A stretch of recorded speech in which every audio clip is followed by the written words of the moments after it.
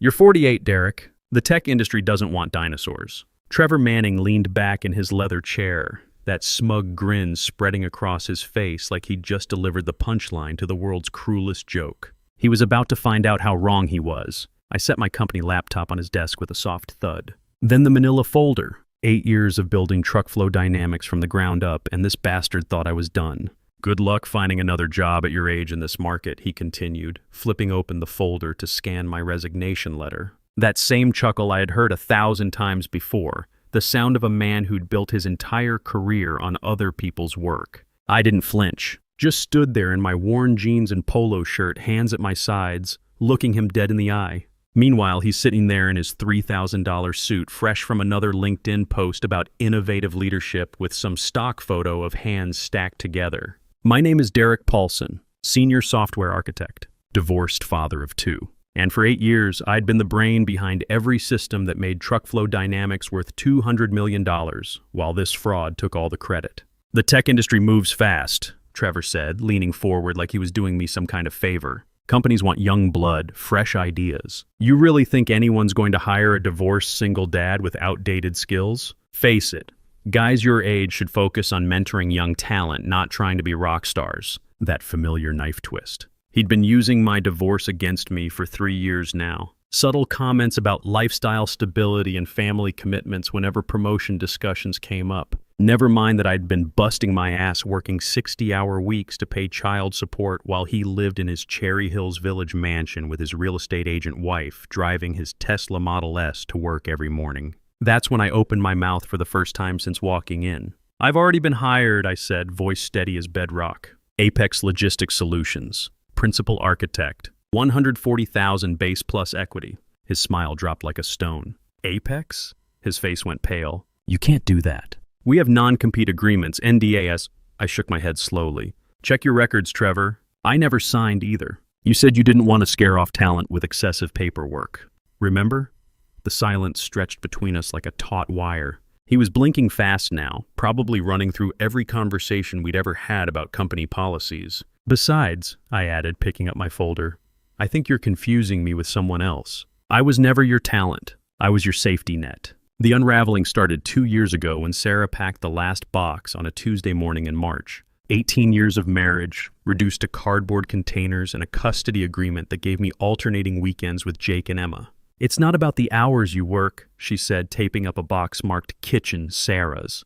It's that you care more about solving computer problems than talking to your own family. She wasn't wrong. I'd been hiding in code for years, staying late at the office, working weekends on algorithm optimizations. Easier than dealing with the slow death of our marriage. Easier than admitting I felt like a stranger in my own house. The divorce settlement hit me hard. Child support, splitting assets, suddenly paying for 2 households on a $95,000 salary that Trevor had kept frozen for 4 years running while he got promoted based on systems I'd designed. I moved into a 2-bedroom apartment in Aurora. Nothing fancy, but close enough to the kids' school for pickup duty. My Honda Civic 2018 replaced the family SUV. The basement became my workshop where I built model trains on quiet Sunday nights when Jake and Emma were at their mom's.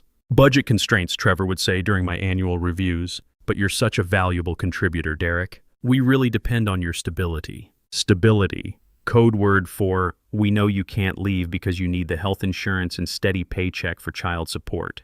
But it was 6 months later when everything really exploded. I wasn't supposed to be in the conference room that Thursday afternoon. I'd come back from lunch early to grab my phone charger when I heard voices through the half-open door. Company all-hands meeting was supposed to start at 2 p.m., but Trevor was already in there with the board, doing his usual song and dance. The real breakthrough, he was saying, tapping his laser pointer against the projection screen, was our predictive routing algorithm. Revolutionary stuff. We're talking about a 23% improvement in delivery efficiency across all major routes. I froze in the hallway. That wasn't just my work. That was my baby. 15 months of late nights in my apartment, weekend coding sessions while the kids were at their mom's, debugging sessions that went until 3 a.m. while I survived on gas station coffee and determination. I'd built that algorithm from scratch, tested it against every edge case I could think of, refined it until it was bulletproof. The beauty of the system, Trevor continued, is how it learns from real-time traffic patterns and weather data to optimize route selection. Took me almost 2 years to crack the mathematical model, but the results speak for themselves. Took me almost 2 years. My hands started shaking, not from nerves, but from pure controlled rage. He didn't just steal credit. He didn't even understand what he was talking about. I'd had to explain constraint optimization to him 3 times just so he could approve the project budget. Had to draw flow charts on whiteboards like he was a freshman CS student. I backed away from the door without making a sound. Drove straight home to my apartment in Aurora, sat in my Honda in the parking lot for 20 minutes, just breathing. Jake was inside working on robotics projects for his high school team. Emma was studying for midterms at CU Boulder, majoring in computer science because she said she wanted to build cool stuff like Dad. That night, I started a folder on my personal cloud drive. No labels, no obvious names. Just a random string of characters that meant nothing to anyone but me. XK9M_backup_2023. And I started collecting everything. First thing I did was screenshot every email where Trevor asked me to dumb down my technical explanations for board presentations. There were dozens of them over the years. Messages like, "Can you simplify the algorithm overview? I need to present this to non-technical stakeholders and break this down for me.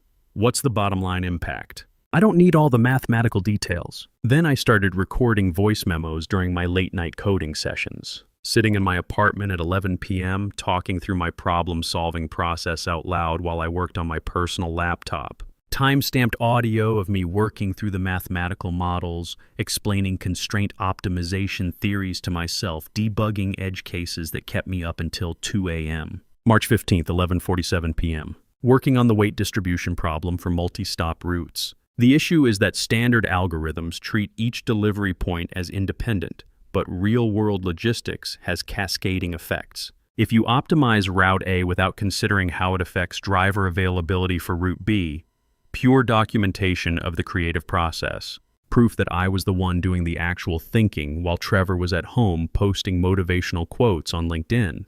But the real gold mine was in our company's version control system. Every code commit had my username attached. Every breakthrough, every bug fix, every optimization, all traced back to my login credentials with timestamps showing I was working at midnight, 2 a.m. during lunch breaks. Trevor's name appeared exactly 0 times in the development logs. 3 weeks into my collection phase, I discovered something interesting buried in our employee handbook. Section 7.3. Intellectual property developed during personal time using non-company equipment may be classified as independent research, subject to review.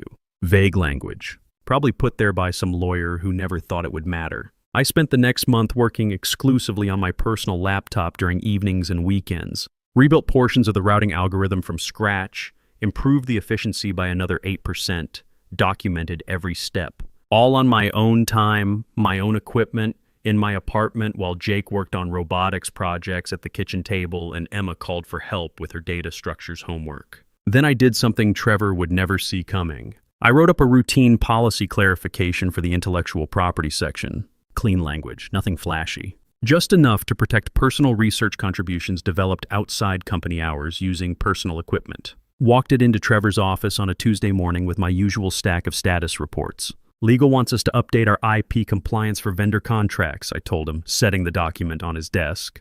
Pretty standard stuff. Just needs your signature for the file. He didn't even read it. Just scribbled his signature while scrolling through LinkedIn on his phone, probably looking at the latest motivational quote he could repost about disruptive innovation or paradigm shifts. Thanks for handling that, Derek. You always take care of the boring details. Boring details. That signature just gave me legal ownership of half the improvements to our core system. By month 4 of my collection, I had everything backed up in 3 separate locations. Encrypted files on 2 different cloud services, plus a physical drive I kept in a safety deposit box at a downtown Denver bank. Ironclad timestamps, voice recordings, email chains, and legal protection I'd gotten him to sign himself. I even consulted with my lawyer, the guy I'd used for the divorce 3 years back, and had him review everything. "You're clean," he told me over coffee near the courthouse. "No legal exposure. The policy changes you got signed actually protect you better than most developers ever manage.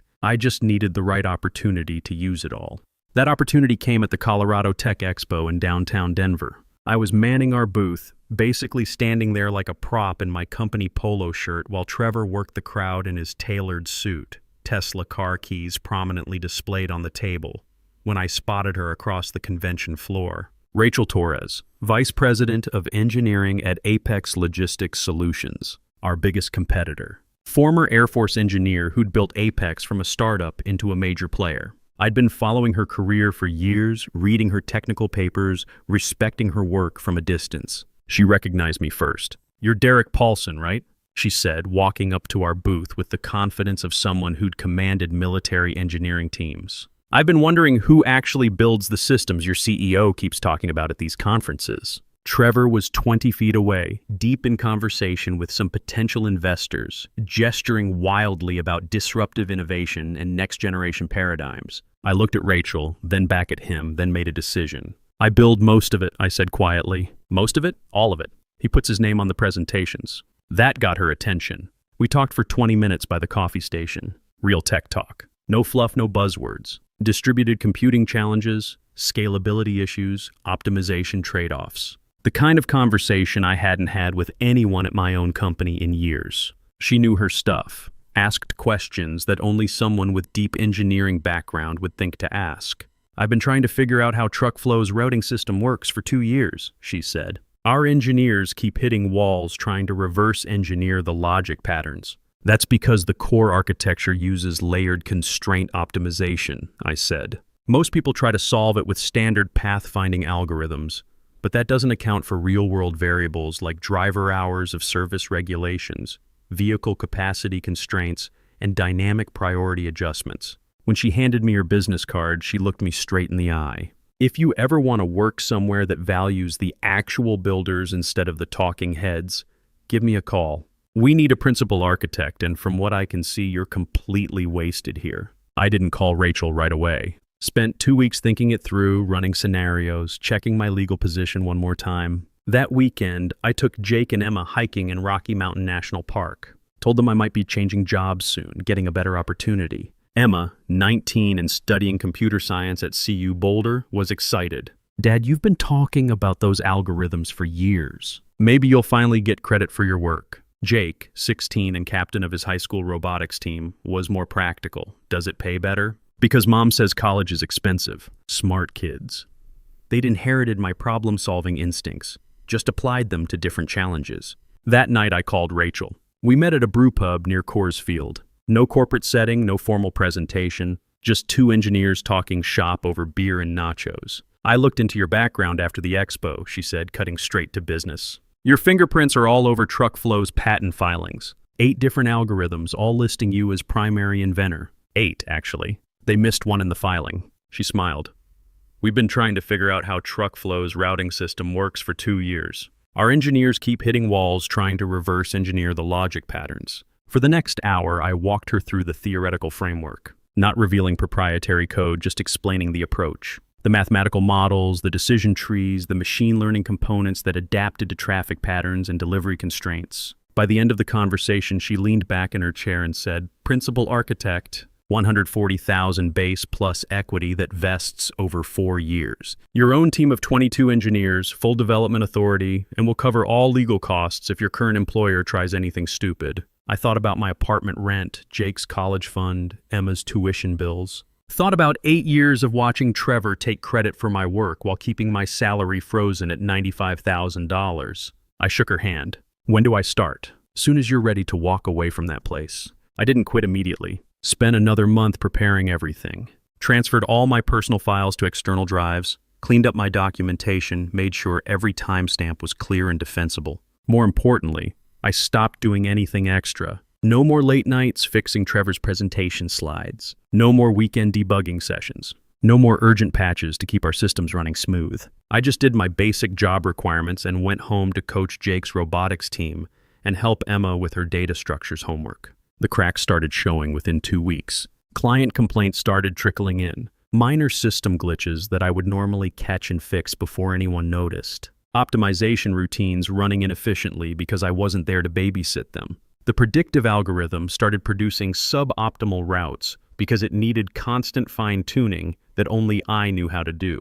Trevor called me into his office on a Thursday morning, looking stressed. His usually perfect hair was disheveled, and I could see 3 empty Red Bull cans in his trash. Derek, we're seeing some performance issues with the routing system. Nothing major, just some efficiency drops. Can you take a look? I'll add it to my task list, I said. Should be able to get to it next week sometime. Next week? This is pretty high priority. Walmart's operations team is asking questions. I've got my regular assignments to finish first. You said last month during my performance review that I needed to focus on documented deliverables instead of ad hoc troubleshooting. His jaw tightened, but he couldn't argue. He had said exactly that, trying to justify another year without a raise. The final piece fell into place when I saw the speaker list for the Rocky Mountain Supply Chain Summit. Trevor Manning, CEO of Truckflow Dynamics, giving the opening keynote on innovation in predictive logistics, the future of supply chain optimization. I registered myself as an attendee that same day.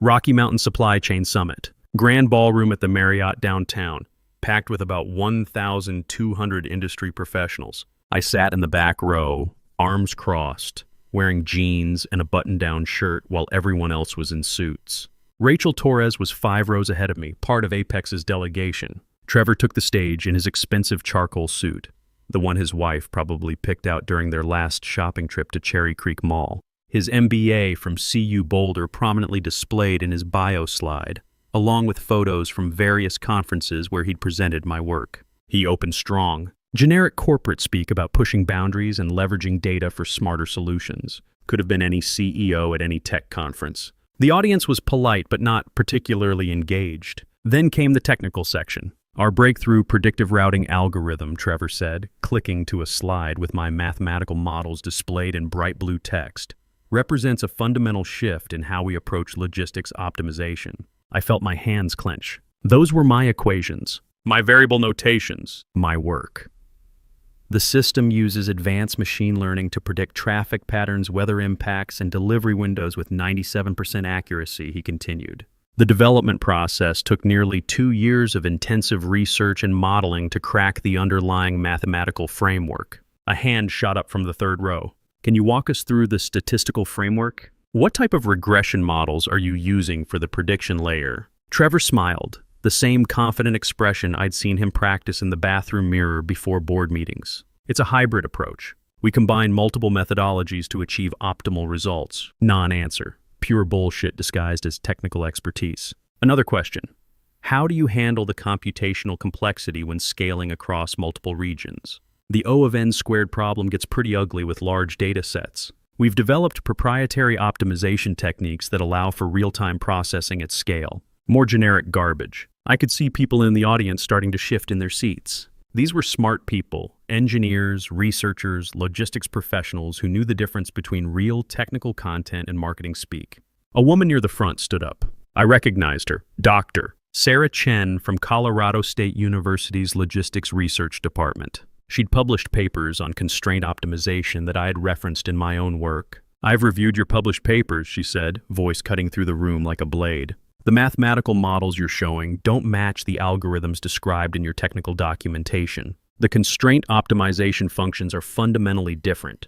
Trevor's smile faltered for the first time. Well, we've made several iterations since those publications. Which specific iterations? The base optimization function I'm looking at shouldn't converge with those input parameters. The mathematics don't work. Silence. Trevor was staring at the slide, probably trying to remember what any of those symbols meant. I'd drawn those equations on his whiteboard 6 months ago, explaining each variable 3 times before he nodded and said he understood. I think, Doctor, Chen continued, someone who actually built these systems should explain how they work. That's when I stood up.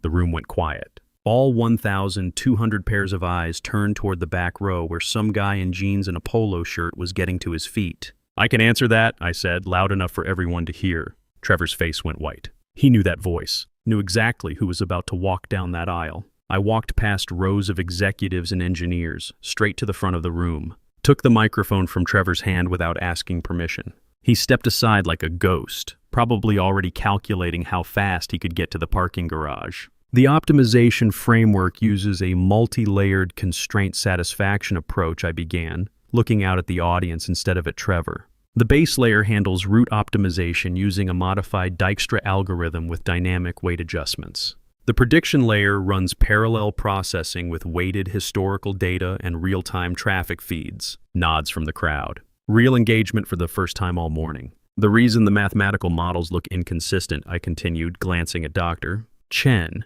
is because the published papers only show the simplified version for patent filing purposes. The actual production system uses dynamic constraint relaxation that adjusts parameters based on delivery priority, vehicle capacity, driver hours of service regulations, and real-time weather impacts. I walked them through the real architecture. Not corporate buzzwords, not marketing speak. Just clean technical explanation of how the system actually worked. The mathematics, the logic trees, the machine learning components, the decision frameworks I'd built during those late nights in my apartment while Trevor was posting motivational quotes on LinkedIn. The breakthrough isn't just in the algorithm, I said, warming up to the topic I'd been passionate about for 8 years. It's in understanding that logistics optimization is fundamentally a human problem disguised as a mathematical one. Drivers have families, trucks break down, weather changes, customers change their minds. The system has to be smart enough to handle chaos, not just calculate optimal routes.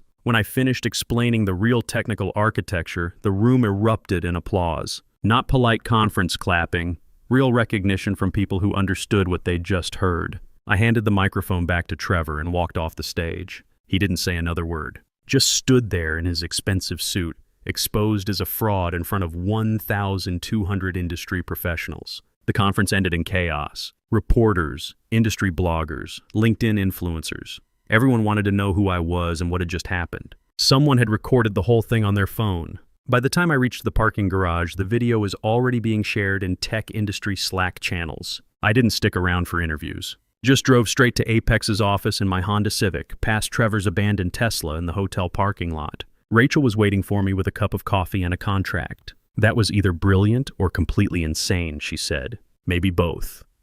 Within 48 hours, the industry blogs were running headlines like "Truckflow CEO exposed by real engineer and the architect behind predictive logistics speaks out." The video from the conference hit 50,000 views in the supply chain tech community. Comments ranged from "I knew something was fishy about their presentations" to "This guy just nuked his former CEO from orbit." People who'd been in the industry for years started sharing their own stories about presentations that hadn't made technical sense. Trevor tried damage control, posted a LinkedIn statement about collaborative innovation and team efforts with a stock photo of diverse hands stacked together. The comments section was brutal. Didn't matter. 3 major clients, Walmart, Amazon, and FedEx, canceled their contracts that week. All demanded technical audits of their systems. When Truckflow couldn't produce anyone who understood the core algorithms, the contracts evaporated. The board called an emergency meeting on Friday afternoon. Trevor was out by Monday morning, along with his assistant and half the marketing team.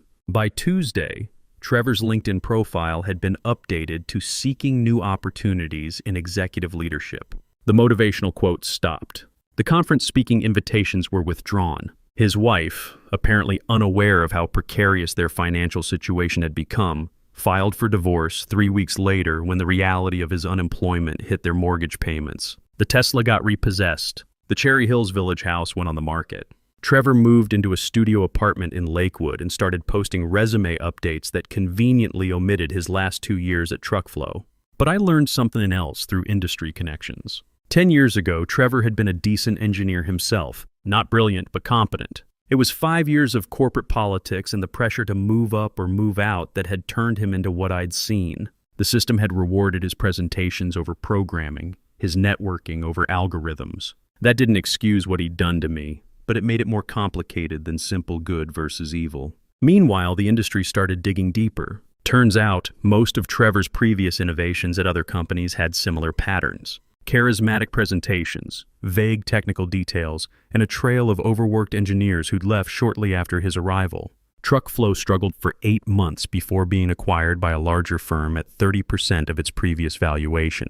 Turns out, when you fire the only person who understands your core technology, things fall apart pretty quickly. Their remaining engineers couldn't maintain the systems I'd built. Performance dropped, error rates spiked, clients complained. First day at my new job, I walked into a conference room with 22 engineers waiting to meet their new principal architect. Smart people, real developers, the kind of team I'd always wanted to work with. No politics, no stolen credit, just people who cared about building great systems. "I'm Derek," I said. No PowerPoint, no corporate introduction. I built the routing systems that truck flow used to run on. Now we're going to build something better. But leading a team of 22 engineers turned out harder than writing algorithms. The first few months, I'd wake up at 3 a.m. wondering if I was really qualified for the title principal architect or if I was just another imposter who'd gotten lucky. Rachel noticed my struggle during our monthly one-on-ones. "You're trying to prove you deserve to be here," she said. "You already proved that. Now you need to learn how to lead." She was right. I'd spent 8 years working alone, building systems in isolation, learning to delegate, to trust other people's code, to guide without micromanaging.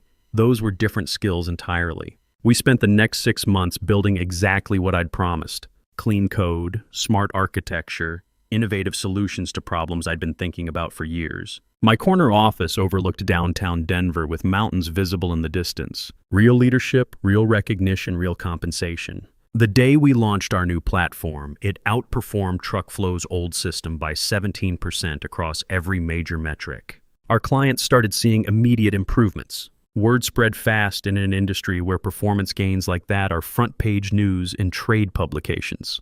But success came with complications I hadn't anticipated. 3 months after TruckFlow's acquisition, I ran into Mike Kowalski at a Starbucks near downtown. Mike had worked in accounting for 12 years. Good guy, 2 kids in high school, coached Little League on weekends. Always brought homemade cookies to office birthday parties. "I don't blame you, Derek," he said, stirring his coffee with hands that looked older than I remembered. Trevor had it coming, but the severance package was pretty thin when they shut down our division. I found work, but it's a 30% pay cut. He paused, looking out the window. My oldest was looking at Colorado School of Mines for engineering. Now we're talking community college first. I bought his coffee and walked away wondering if there had been another way. 37 people had lost their jobs when TruckFlow collapsed. Mike was just one face among many who'd been collateral damage in my pursuit of justice, which is why I started a small scholarship fund for TruckFlow families that year. It wasn't much, but Mike's son got one of the first grants. That night, Emma called from college. "Dad, my CS professor mentioned your name in class today. Good things, I hope. He called you controversial but brilliant. Said the TruckFlow situation was a masterclass in intellectual property protection." A pause. "What do you think about all that?" "I think," she said slowly, "I'm proud you finally stood up for yourself, but I also think about all those people who lost their jobs. Was there really no other way?" Smart kid. She'd inherited my problem-solving instincts, just applied them to ethical questions I was still wrestling with. The patent office completed their review 8 months later. 6 algorithms, all listing me as sole inventor. The settlement from TruckFlow's bankruptcy proceedings came after 2 years of legal battles. $2, $3 million, enough to help with college funds and finally give me some financial breathing room, but not the life-changing windfall the headlines had suggested. 6 months later, I heard Trevor had taken a senior engineering role at a smaller firm, back to hands-on technical work. Maybe the fall had reminded him why he became an engineer in the first place. Jake started telling his robotics teammates that his dad was the guy who'd built the algorithms they were learning about in their computer science classes. Emma switched her major from business to computer science, inspired by watching her father finally get recognition for his work. The real payoff came on a Tuesday evening in November. I was working late in my office, reviewing code from my team, looking out at the Denver skyline and thinking about how different my life had become. My phone buzzed with a text from Emma. "Dad, saw the article about you in Tech Weekly. My professor talked about constraint optimization in logistics and mentioned your work. I told everyone that's my dad. I'm proud of you, but I'm also glad you found a way forward that doesn't keep destroying lives. That matters too." I set the phone down and leaned back in my chair. Corner office, brilliant team, industry recognition, financial security. Kids who were proud to tell their friends what their father did for a living. But also the knowledge that Mike's son was starting at community college instead of Colorado School of Mines. That 37 families had been disrupted by my actions, however justified they might have been. The TruckFlow case became a Harvard Business School study on intellectual property and engineering ethics. At least some good came from the mess. Trevor was probably somewhere trying to rebuild a career and a marriage that my pursuit of justice had helped destroy. The system had failed him too, in its way, turning a decent engineer into someone who felt he had to steal credit to succeed. Sometimes the best revenge is being undeniably good at what you do. But the older I get, the more I understand that even justified revenge has consequences for people who never deserve them. Success tastes sweeter when you earn it honestly, But wisdom means recognizing that in the real world, justice always comes with collateral damage. The truth spoke for itself. I just had to live with everything it said. If this story hit home for you, give it a like. And subscribe if you want more stories like this. I post new ones daily.